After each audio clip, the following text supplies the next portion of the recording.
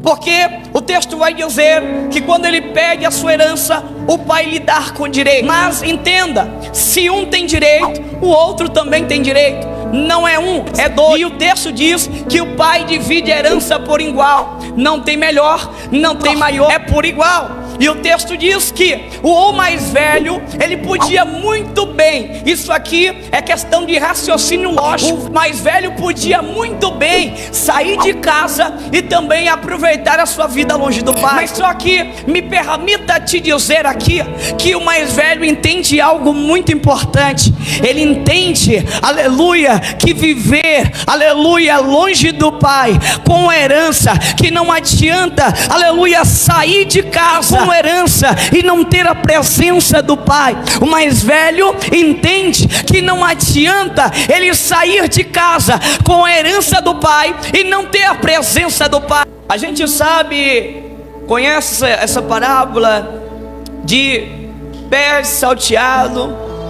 Talvez você ouviu, talvez alguém já comentou com você essa história, mas permita-me te trazer à memória um pouco dessa emocionante parábola.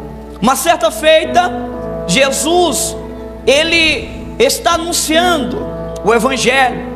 Eu quero que você entenda aqui que, a princípio, Jesus, ele não erra endereço. A princípio, Jesus, para ele não existe mero coincidência ou acaso.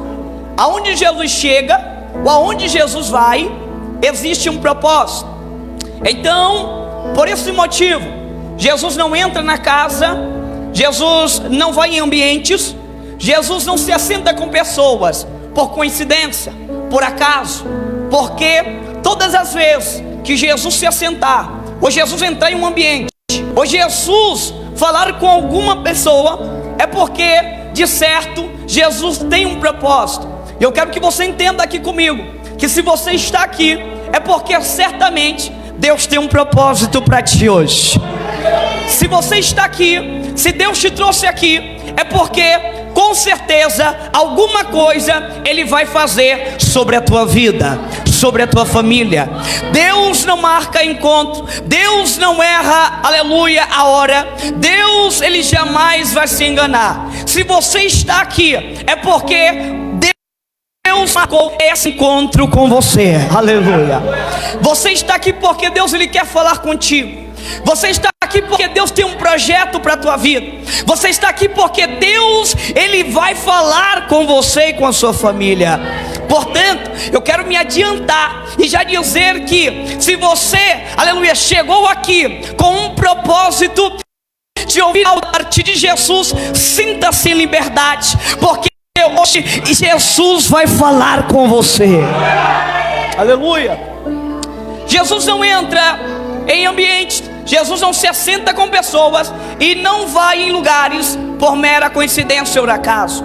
Então Jesus está ensinando, diz o capítulo 5 do verso 1, que Jesus se assenta à roda de pessoas que nós, do século 21, consideraríamos pessoas de má fama, pessoas até mesmo desclassificadas da sociedade. Mas permita-me dizer a você, e até mesmo trazer a sua memória, talvez aqui Jesus está se assentando com pessoas que nós chamaríamos de ladrões. Talvez Jesus está se assentando aqui com pessoas que nós chamaríamos de prostitutas. Mas o que me chama a atenção é porque Jesus, Ele tem um objetivo e um propósito. Aleluia. Jesus, Ele não entra em lugares, não fala com pessoas sem ter um propósito, aleluia, destinado a fazer. É por isso que Jesus está sentando com eles. Alguém vai olhar e vai perguntar: mas como que um homem deste, como ele, se assenta na roda de pecadores? Como um homem deste, conhecido das escrituras, vai sentar-se com pessoas desclassificadas da sociedade? Pois bem, Jesus sabendo muito bem do coração do ser humano, sabendo muito bem da vida do ser humano, como conhece cada um e os pensamentos, porque a palavra do Senhor vai dizer que Ele é o Deus da onisciência, Ele é o Deus da onipresença, Ele é o Deus da onipotência. Se Ele é onisciente, Ele sabe muito bem o que está por vir, Ele sabe muito bem o futuro. Se Ele é onipotente, nada foge do seu controle. Se Ele é onipresente, Ele está em qualquer lugar. E sabendo Jesus, o que ali eles estavam argumentando, pensando sobre Jesus, Jesus então decide lançar uma parábola. E a parábola que Jesus lança de início é a seguinte: existia ali uma ovelha e ela se perde, mas qual lavrador que não tem piedade e vai buscá-la de volta e depois se alegra? Observe que a primeira palavra que Jesus ele lança, que Jesus conta, é a parábola da ovelha perdida. Só que me chama a atenção, e permita-me aqui conjecturar, trazer para o século 21, Jesus está falando de pessoas que estavam perdidas lá fora e que precisavam ser achadas, que precisaram voltar de volta para a casa do Pai. A segunda parábola que Jesus conta é da dracma perdida. Agora é uma moeda de muito valor. Agora nós estamos falando, permita-me também dizer e conjecturar para o século 21, aleluia, de pessoas que agora estão dentro de casa e estão perdidas. Mas só que quando Jesus, no verso 11, ele vai contar agora a parábola do filho pródigo, é muito interessante, porque Jesus vai contar esta parábola e ele vai falar de pessoas que estão dentro de casa e querem sair para fora, querem aventurar, querem conhecer lá fora. Só que Jesus sabe muito bem o que ele está fazendo. Eu quero que você, sem que fira a tua liberdade de adorar, olhe para a pessoa que está do teu lado e diga da seguinte forma: Deus, diga para a pessoa, Deus conhece o íntimo do teu coração. Repita para ele e diga: Deus conhece o íntimo do teu coração. Agora olhe para cá, Jesus conhece muito bem o íntimo do coração de quem está ouvindo a parábola. Então Jesus vai dizer: olha, havia um pai fazendeiro muito rico que tinha 2 filhos. Um deles decidirá pegar a sua herança. Me permita te dizer aqui, aleluia, eu abro aspas para você me entender. Este jovem era mais moço, talvez não tinha muita experiência. Este jovem era mais moço, talvez não tinha vivido muita coisa. Este jovem que aqui a Bíblia fala que vai pedir a herança, talvez era alguém que não tinha sequer uma única experiência do que é a vida lá fora. Fecho aspas. Agora eu quero que você entenda: o mais novo pede a herança, o pai não nega. Só que de primeira mão, já é errado o pai pedir, o filho mais novo pedir herança, porque de certo, quando geralmente vai se pedir a herança, conforme, aleluia, a gente vê aí, certamente só se pede ou tem direito à herança quando o pai morre. Então, quando o rapaz pede a herança para o seu pai, ele está simplesmente descartando o pai, está simplesmente tirando da sua vida, está simplesmente tirando ele do seu convívio, falando: me dá minha herança, eu quero viver a minha vida, eu quero ter a minha liberdade, aleluia. E às vezes a gente vive isso e passa por isso. Mas permita-me te dizer que agora o texto vai dizer que o pai lhe dá a sua herança. Dando a sua herança, o texto diz que o filho vai para a cidade e vai viver uma vida, aleluia, de euforia. Vai viver daquilo que ele mais quer. Come do bom e do melhor, gasta o que quer, vive como quer, faz o que quer, até que chega o momento em que o dinheiro acaba. Até que chega o momento que o dinheiro acaba e acontece algo que me chama a atenção. Diz a Bíblia que agora a fome começa a avalastar, começa agora a tomar conta dessa cidade. E o texto diz que este rapaz não tem outra escolha a não ser ir à procura de emprego. Só que o texto diz que a oportunidade de emprego que aparece para ele é uma oportunidade que nós, aleluia, não aceitaríamos. Ele nunca viveu isso, ele nunca passou por isso, ele nunca trabalhou, mas agora ele trabalha.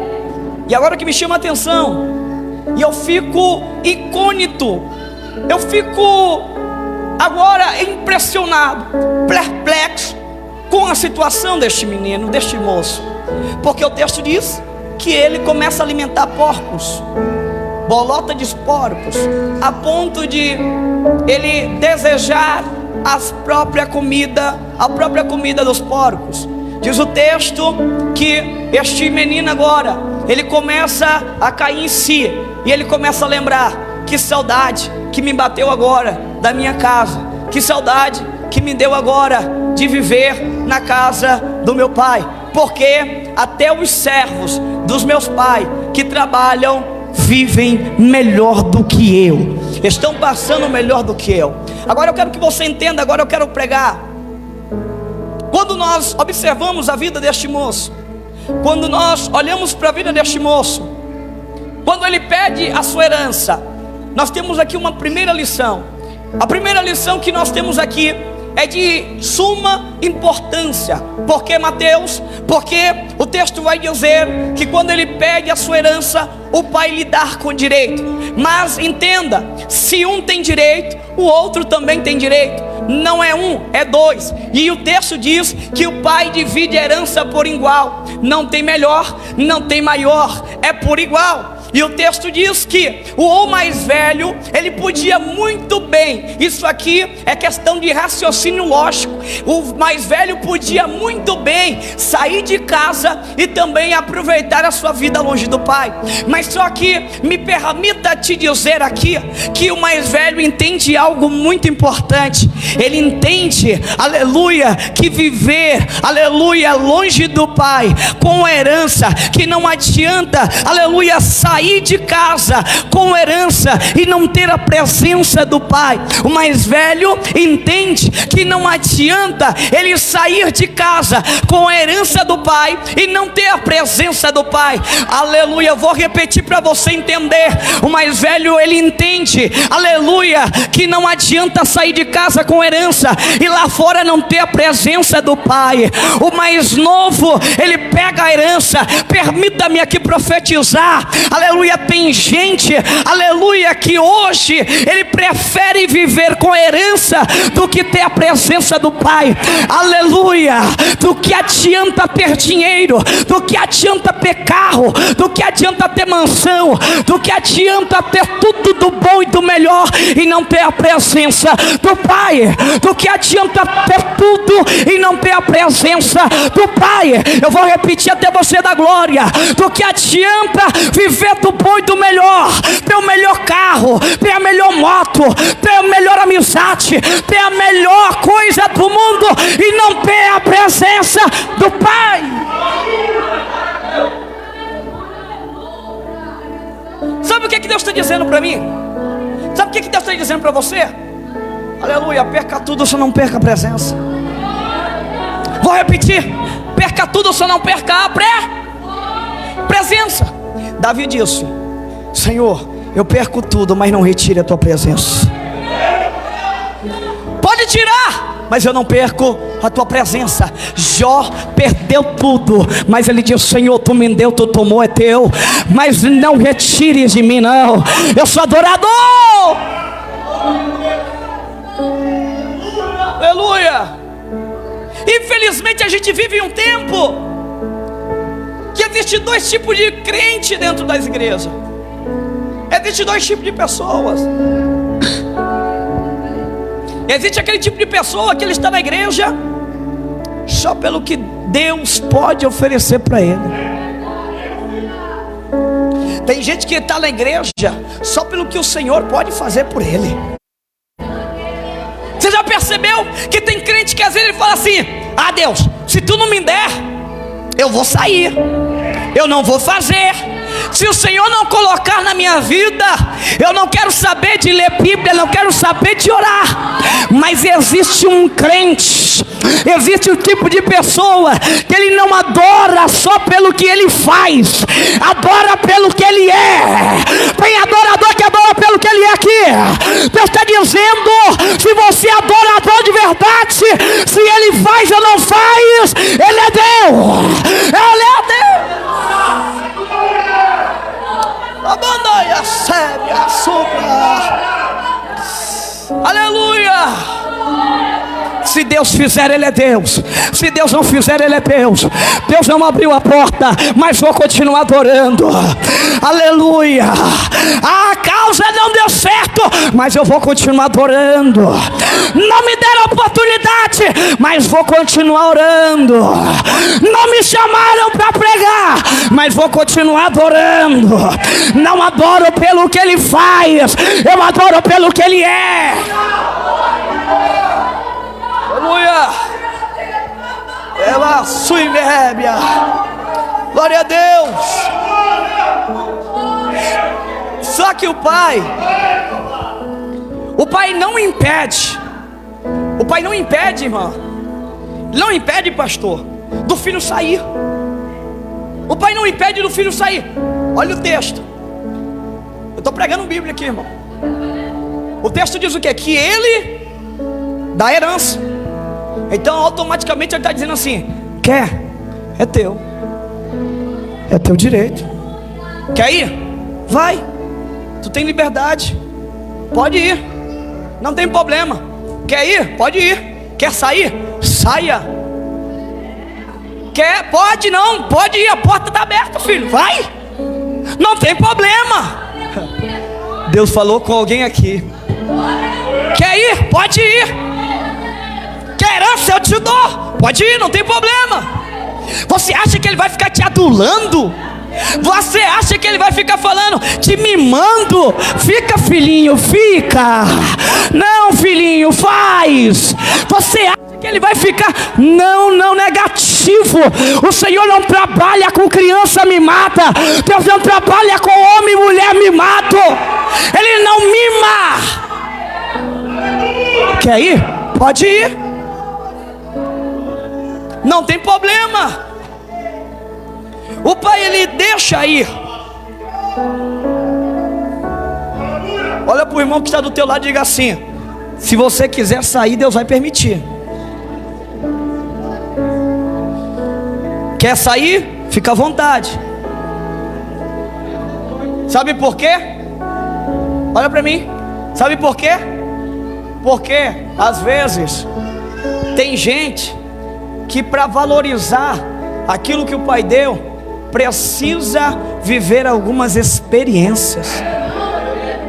Tem gente que às vezes só vai valorizar quando de fato viver experiências com o pai.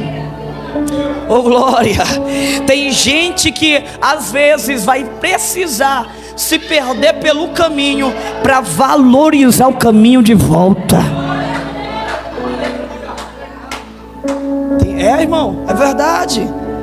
Existem pessoas que eles precisam viver suas próprias experiências para amadurecer. Sabe, às vezes eu vejo que às vezes no nosso século, às vezes no meio da conclave, aí que você vai, a gente percebe, a gente que vai e ministra em vários lugares aí, a gente percebe que tem muita gente, aleluia, que está falando: ah, Deus, mas que luta é essa?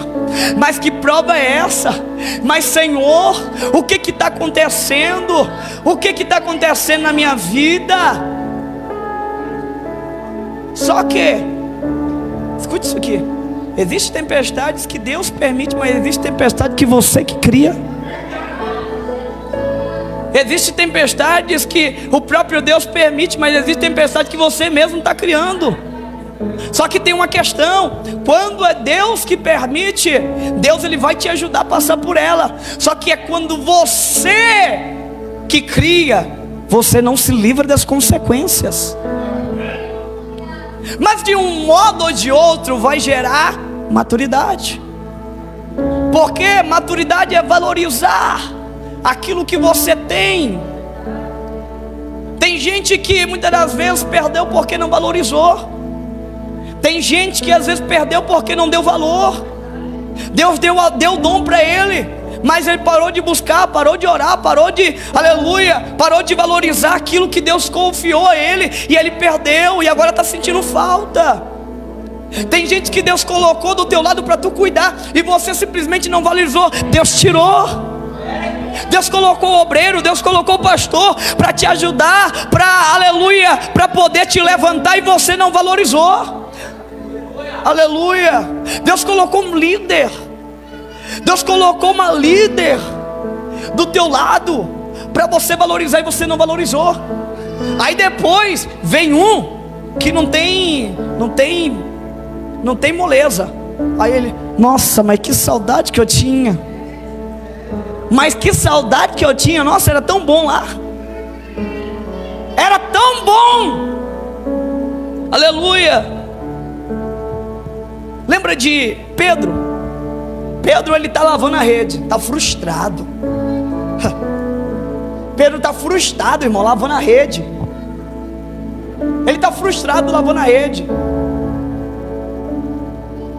Só que Jesus permite Pedro lavar a rede na frustração, porque Pedro precisa amadurecer. Todo propósito para acontecer precisa antes passar pelo processo. Toda pessoa, antes que passe a viver propósito, vai viver antes um processo. Aleluia. Deus, eu quero uma grande vitória para minha vida. Deus, eu quero um grande milagre para minha vida. Mas o que respalda um grande milagre é uma grande luta, processo. Deus, eu quero que o Senhor me dê uma grande vitória, um grande milagre. Mas o que exige? Quais as consequências que exige um grande milagre? Situações impossíveis. Então às vezes Deus vai permitir para você aprender. Deus vai permitir para te ensinar. Então Pai, deixa ir. Pode ir. Vai. Você vai aprender a valorizar o caminho na volta. Só que o que me chama a atenção é que no verso de número, aleluia, no verso de número 15, o texto vai dizer, 14, que ele vai gastar tudo, e ele começa a passar por diga comigo, necessidade. O filho gasta tudo e começa a passar por necessidade. Irmãos, nós estamos vivendo um tempo em que eu nunca vi tanta gente numa calamidade caótica, catastrófica do século 21 no meio do lamaçal do pecado. Eu nunca vi um tanto de gente passando por isso, nunca. Estão se afundando cada vez mais.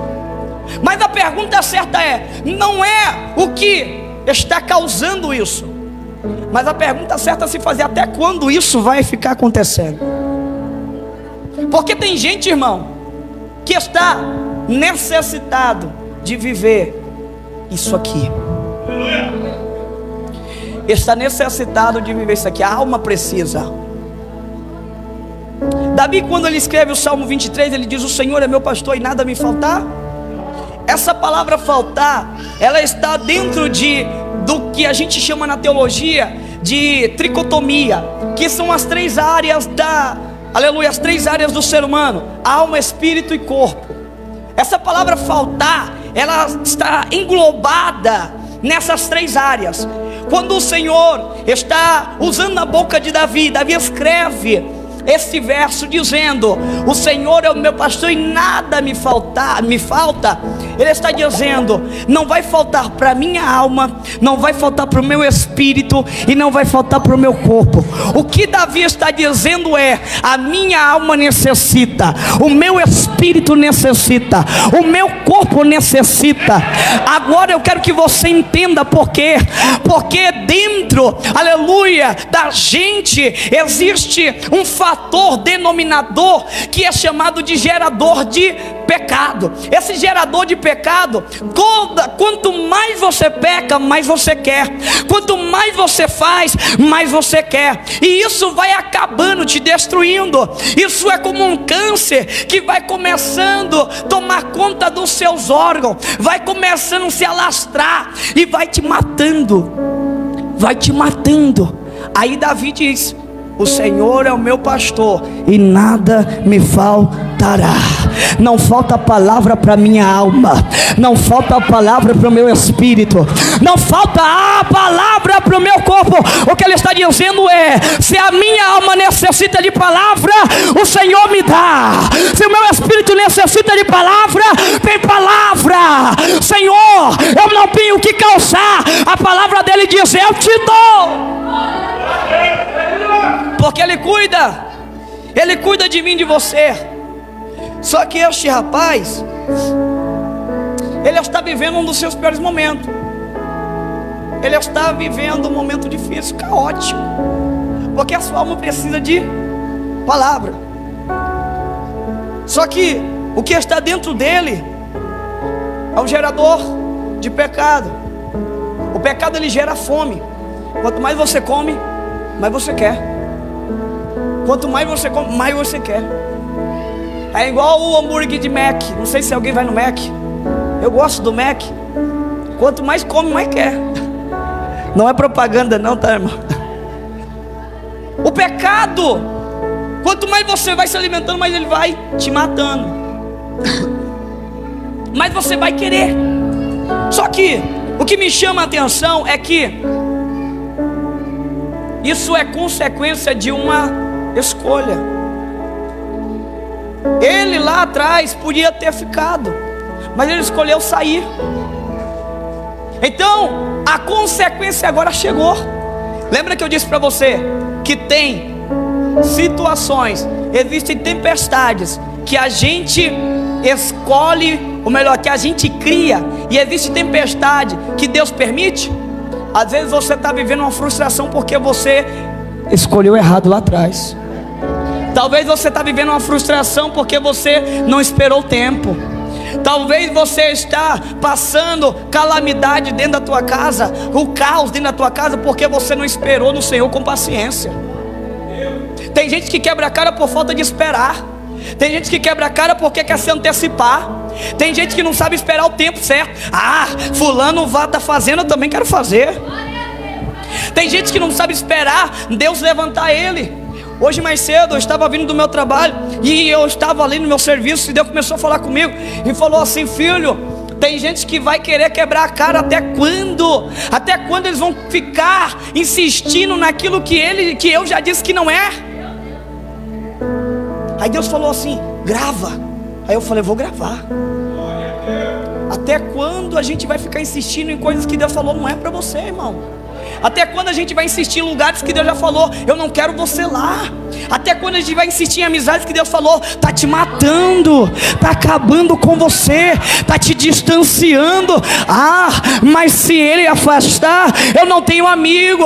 Ah, mas se ela for, se ele for, ninguém vai falar comigo. E daí? O Senhor fala com você. Se ele não fazer, aleluia, quem vai fazer? A Bíblia diz que se o servo não fazer, as pedras clamam.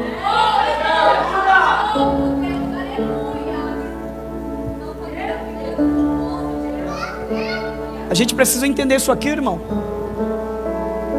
A urgência, a caráter de urgência, a gente precisa compreender essa palavra.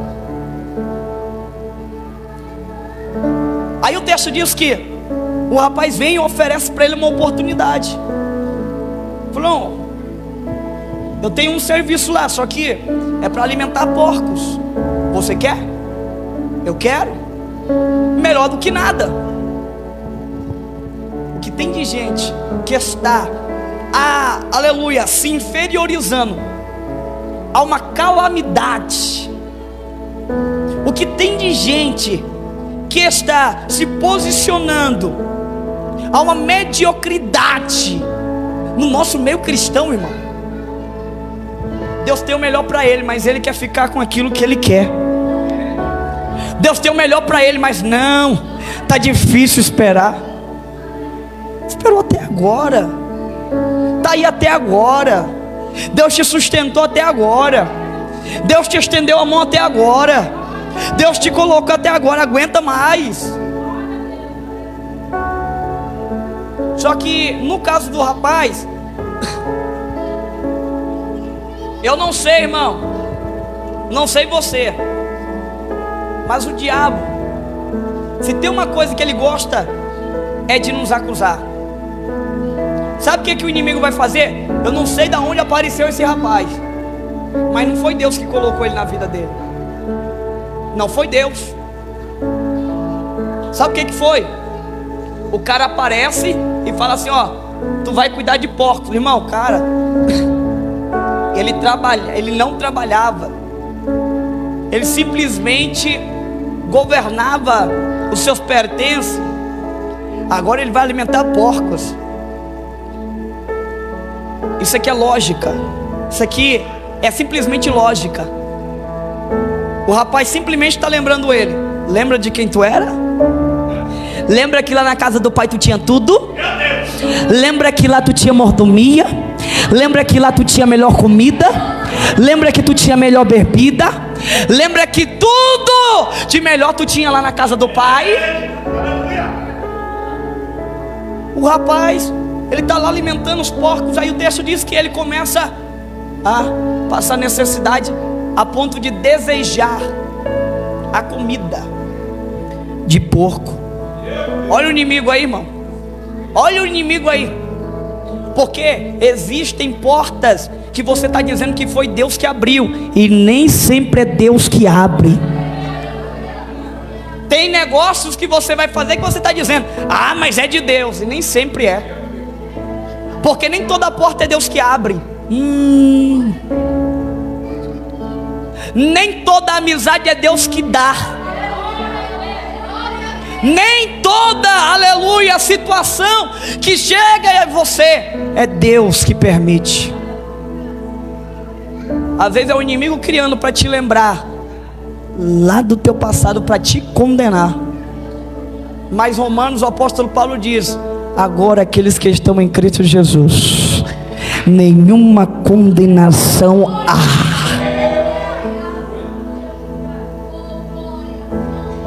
Aleluia.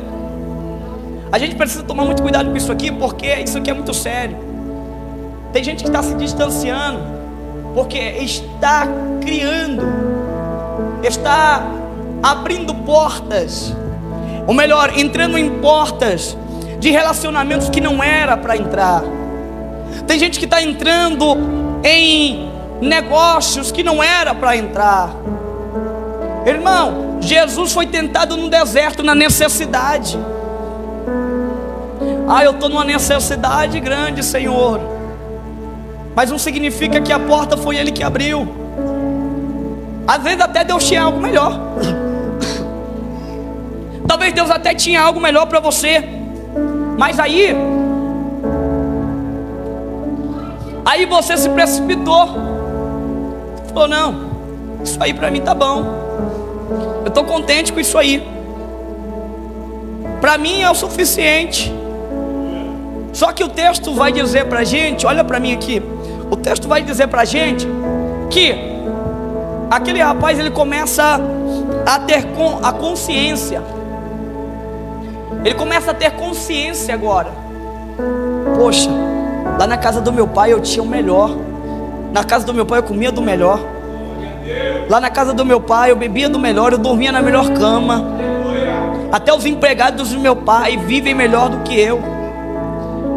Até os empregados do meu pai comem melhor do que eu. o que eu estou fazendo aqui? Aí no verso 17 diz que ele, tornando-se em si, e diz: voltarei para a casa do meu pai. Diz o texto: quantos empregados do meu pai têm comida com fartura e eu aqui morrendo de fome? Verso 18: levantar-me-ei e irei de encontro com meu pai. Ei, olha para mim aqui. Eu não sei quantas vezes você, no longo da sua caminhada, você errou. Eu não sei quantas vezes você caiu. Eu não sei quantas vezes você insistiu e às vezes errou. Porque a gente que é ser humano, a gente tem uma tendência a ir pela emoção e tomar decisões pelas emoções. E às vezes isso acaba nos trazendo consequências trágicas, que acabam nos comprometendo a viver uma dolorosa e um doloroso processo. E às vezes ficam marcas. São marcas que às vezes ficam expostas ao longo da nossa vida, nos impedindo de viver relacionamentos, aleluia, saudáveis, nos impedindo de viver o melhor de Deus para a nossa vida, bloqueando aquilo que Deus tinha preparado para a nossa vida, nos impedindo de alcançar voos sobrenaturais.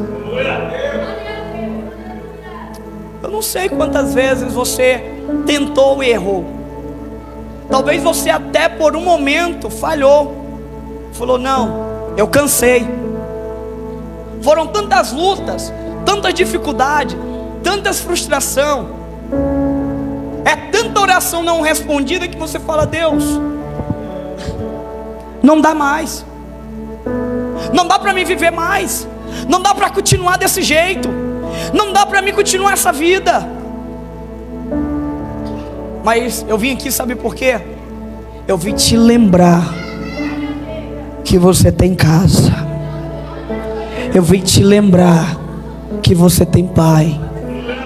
Lá fora você é um copo descartável, onde te usam e te descartam. Na casa do pai você é alguém de muito valor.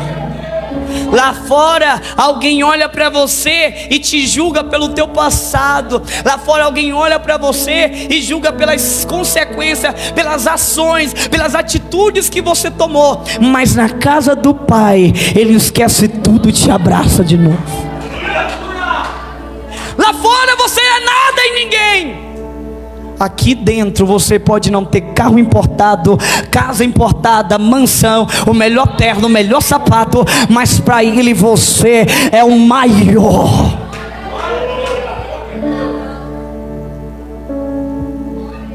O mais novo, e eu encerro aqui, ele começa a ter consciência. E o que bate no coração, sabe o que é? Saudade. Saudade de quando eu falava com meu pai. Saudade de quando eu estava lá, eu podia conversar com ele. Saudade de quando eu tinha liberdade para falar com ele. Saudade de quando eu podia, aleluia, ouvir a sua voz. Há quanto tempo Deus já não fala contigo mais? Há quanto tempo você já não sente um arrepio daquela voz sensível, suave? Há quanto tempo você já não ouve mais Deus falando contigo? Há quanto tempo você está orando e parece que Deus não responde?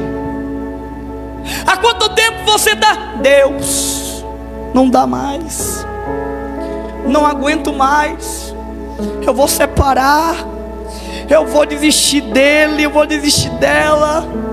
Senhor, parece que não muda nunca. Senhor, parece que não vai transformar nunca.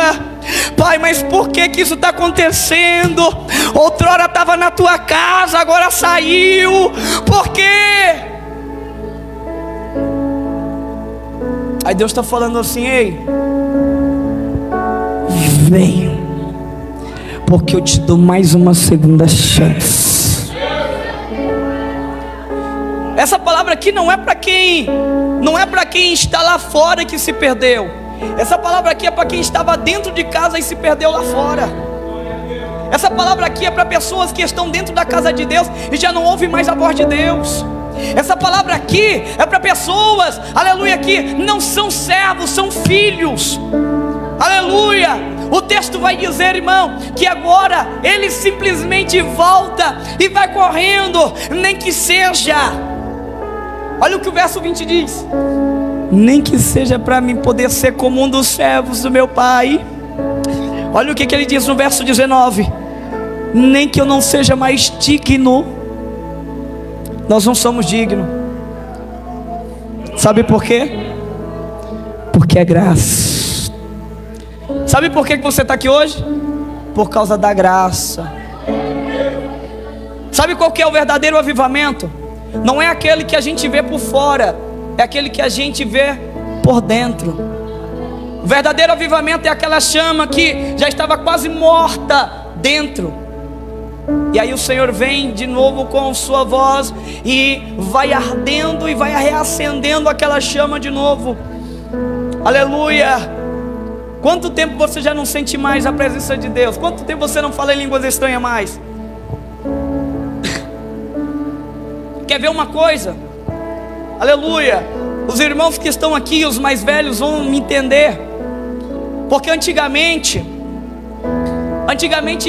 as pessoas, elas eram contentes com o simples, pastor Nilson. O senhor sabe muito bem disso. Antigamente, quando eu era mais novo, hoje eu tenho 23 anos, mas quando eu tinha lá os meus 10 anos de idade, eu lembro que minha mãe, às vezes ela não tinha aquele pão com mortandela em casa, mas ela tinha que fazer aquele cuscuzinho pra gente.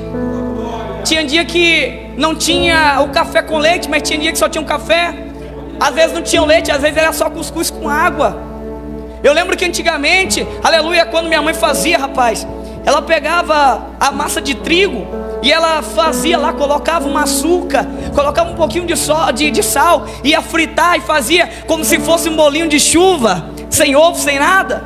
Aí a gente olhava aquele negócio assim, irmão, aquilo lá a gente fazia festa. Só o trigo e o sal e o açúcar e o óleo, simplesmente só. Aí eu fico olhando a geração de hoje, tem mortandela. A geração de hoje tem pão, tem a mussarela, tem o café com leite, tem o todzinho e está reclamando. Aleluia. A saudade que esse jovem aqui está sentindo, a saudade que esse rapaz aqui quer voltar a ter, aleluia, o sentimento que ele quer voltar a ter de novo, é daquela alegria das coisas simples que ele tinha lá na casa do pai. Aleluia, aleluia. Eu sei que você não pode voltar ao passado e corrigir todos os teus erros, mas hoje Deus vai fazer você viver aquela alegria de antes, aquele sentimento de antes, aquela graça de antes, aquela presença de antes. Eu sei que você não pode ir lá e corrigir todos os teus erros, mas Deus vai fazer você voltar a sentir aquele sentimento de antes. Fica de pé. Aleluia, Deus. Sabe por quê, querido? Não é mérito, é graça de Deus. Aleluia. Olha para a pessoa que está do teu lado, diga para ela assim: o que você fez. Diga para ela mais forte: o que você fez não altera quem você é para Deus. Olha para ela, diga para ela: não importa quantas vezes você caiu. Olha para ela, diga para ela: não importa quantas vezes você errou. Irmão, aponta no dedo de profeta e diz: não importa quantas vezes você parou, Deus ainda cuida de você. Deus ainda cuida da tua família.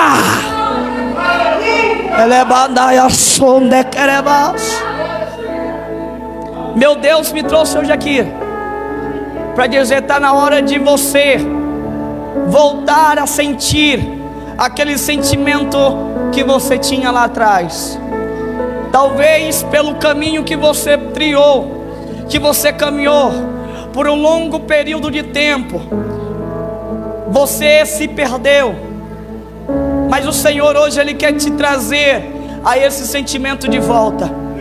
E só quem quer voltar a ter esse sentimento de volta na sua vida, no seu coração, só quem quer voltar a sentir aquela presença de novo, eu quero te convidar que você venha aqui na frente. E eu quero orar pela tua vida. Eu não conheço tua vida não, cara. Não sei nem onde tu mora. Não conheço nem o teu endereço, a tua casa, nem sei a cor do teu portão. Também não me importa saber. Mas quando eu sentava aqui, eu falei, no final eu falo com ele. Eu fechei o meu olho e eu não estava entendendo nada que Deus estava me mostrando. Deus me mostrava uma bala. E eu falei, meu Deus, mas que mistério é esse? Não estou entendendo não. E o Senhor me mostrava, você sentadinho ali, ó. Parece que na igreja só tinha tu aqui. E Deus está falando, toma cuidado com tuas amizades. Toma cuidado com quem tu anda. Toma cuidado com quem tu chama de amigo. Toma cuidado com quem tu coloca no teu lugar. Toma cuidado com quem tu coloca ao teu lado. Deus, eu estava sentadinho ali e eu falei, Senhor, mas que mistério é esse, Pai? E eu me via e só tinha eu e você. Só tinha eu e você. Eu falei, mas que é isso? A igreja está repleta de gente, só tem eu e ele aqui, Senhor. E Deus falava para mim. Eu via, irmão, era uma distância mais ou menos de uns 500 metros. E eu via você num short vermelho. Não sei aonde você arrumou, se você tem. Eu estou te falando que Deus me mostrou. E eu via você com uma camisa regata, sem manga. E eu via você conversando. E de repente aparecia uma pessoa numa bike. E eu via essa pessoa sacando uma arma. E iria te confundir com alguém. Iria colocar, atirar bem na sua cabeça. E eu não estou aqui para te amedrontar. Não estou aqui com emocionalismo.